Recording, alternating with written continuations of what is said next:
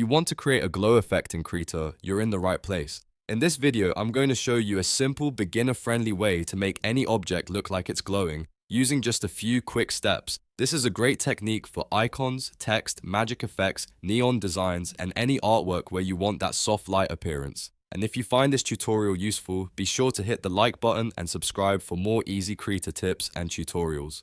Alright, let's jump right in. First, open your artwork in Krita and make sure the object you want to glow is already on its own layer. This works best when your subject is separated from the background because it gives you much more control over the effect.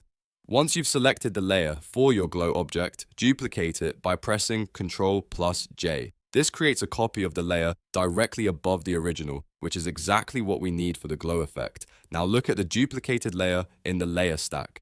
At the top of the layer panel, you'll see the blending mode drop down. This is where you can change how the duplicated layer interacts with the layers below it. Click that drop down and try setting it to Addition, Screen, or Color Dodge.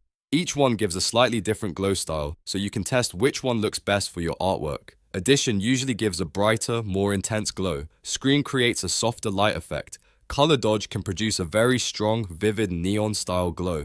After changing the blend mode, the duplicated layer should already look brighter than the original, but right now, the effect will probably still look sharp and harsh. So the next step is to soften it. With the top duplicated layer still selected, go to the filter menu, then choose blur, and then Gaussian blur. This is the key step that turns the bright copy into a real glow. Once the Gaussian blur window opens, you'll see a radius slider.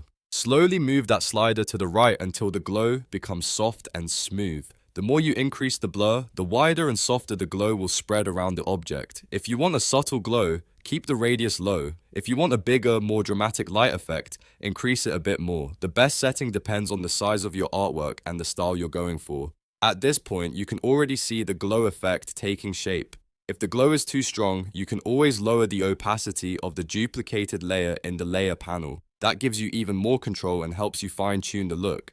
You can also duplicate the layer again if you want a stronger glow, or use different blending modes to experiment with the final result. This technique is really useful because it's fast, flexible, and easy to repeat.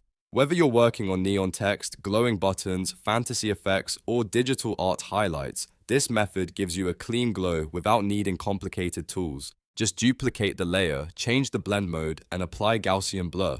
That's really all there is to it. If this tutorial helped you, make sure to like this video and subscribe to the channel for more Krita tutorials, digital art tips, and beginner-friendly design guides. Thanks for watching, and I'll see you in the next one.